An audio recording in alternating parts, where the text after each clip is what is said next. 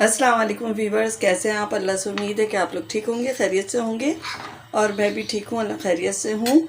और यहाँ पर बना रही हूँ दोपहर का खाना। और दोपहर के खाने में रात मैंने बनाई थी साबुत मसूर की दाल, तो वो बची हुई है। और साथ ही मैंने ये थोड़ा सा अंडा बना लिया है, जो कि मसाले वाला बनाती हूँ टमाटर वगैरह डाल के, तो वो बना दिया है मैंने। थोड़ा सा है, ज़्यादा नहीं है, क्योंकि बस हम लोग 3 लोग हैं सब खाने पे, तो मैंने कहा पूरा हो जाएगा। और दाल भी इस तरह ख़त्म हो जाएगी, शाम में इंशाल्लाह फिर तो ताज़ा खाना बनाएंगे। तो इस वक्त यही खाना चल रहा है। और मैंने कहा आज सुबह से मैं कुछ भी नहीं रिकॉर्ड किया मैंने, तो लाओ चलो मोबाइल उठाओ और बस थोड़ी सी रिकॉर्डिंग कर लो, ताकि आप लोगों के साथ कनेक्ट रहूँ। वरना ये होता है किसी दिन भी नागा हो जाता है। यहाँ पर मैं आप लोगों से बातचीत करती रही, पता चला वो पता नहीं किस तरह मोबाइल ही ऑफ हो गया था, कैमरा ऑफ हो गया था, मोबाइल नहीं। तो बस ये कि मैंने कहा वरना अगर हम कनेक्ट नहीं रहते ना 1-2 रोज़ भी, तो फिर तीसरे रोज़ ना वीडियो बनानी बड़ी मुश्किल से लगती है। तो मैंने कहा चलो भाई कनेक्ट रहना चाहिए। और बस ये खाने के बाद मैं करूँगी चूल्हे की सफाई। जैसे कि आपको पता है मैं दोपहर के खाने के बाद ही करती हूँ। सुबह का बनाया और दोपहर का बनाया, फिर उसके बाद चूल्हा साफ़ कर देते हैं, तो सुबह तक साफ़ रहता है। फिर ये होता है रात में इतना ज़्यादा नहीं पक रहा होता ना, तो मतलब साफ़ रहता है चूल्हा। और हो सकता है मेरी अपनी सोच हो कि इस तरह से कुछ लोग ये कि सुबह साफ़ कर लेते तो रात तक साफ़ रहता है, तो मैं इसी तरह करती हूँ कि दोपहर में करती हूँ, तो फिर ये कोई बीच में आ भी गया तो चूल्हा साफ़ मिलता है। आज मेरे साथ पता नहीं क्या हो रहा है, पहले मोबाइल बंद हो गया, अब चूल्हा बंद हो गया। रोटी डाल दी मैंने और मैं समझ रही हूँ रोटी पक रही है, और रोटी जो थी चूल्हा ही बंद था, तो कैसे पकती। तो अब मैंने चूल्हे को ऑन किया है। बस यही काम हो रहा है, पता नहीं जल्दी जल्दी करना चाहो तो उसमें देर हो जाती है।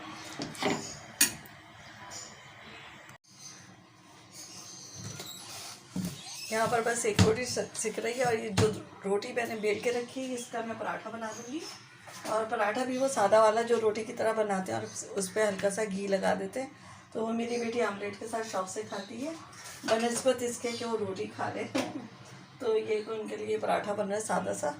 और बस अब यहाँ स्लेब को साफ़ कर देती हूँ, और बाकी तो सफाई मैंने आपको बताया खाने के बाद ही करूँगी किचन की।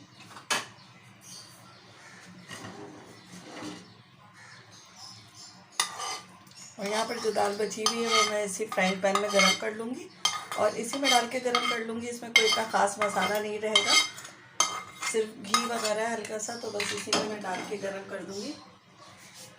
अक्सर घर में सब लोग ही इसी तरह कर रहे होते हैं, तो हम भी इसी तरह करते हैं। और ये दाल है मेरी साबुत मसूर की, तो बस ये डाल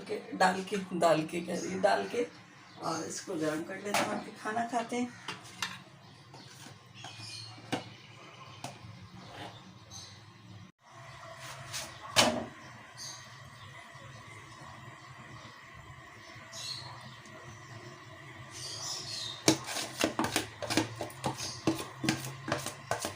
और यहाँ पे रोटी भी सिक गई है, अब इस पर बस घी लगा देती हूँ हल्का सा, तो ये हमारा पराठा तैयार हो जाएगा। कुछ ज़्यादा ही तेज़ हो गई है इस वक्त गैस, वरना हल्की आ रही थी, और आखिरी रोटी तक वो काफ़ी तेज़ हो गई।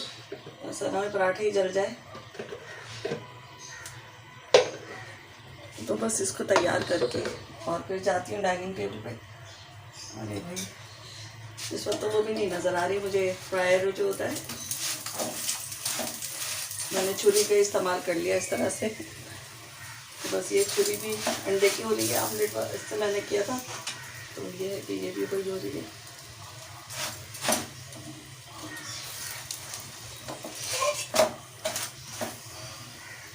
चले भाई पराठा बन गया। दाल को मैंने चूल्हा पे नहीं ऑन किया, और बड़े मज़े से खड़ी हुई हूँ कि दाल गर्म हो रही है।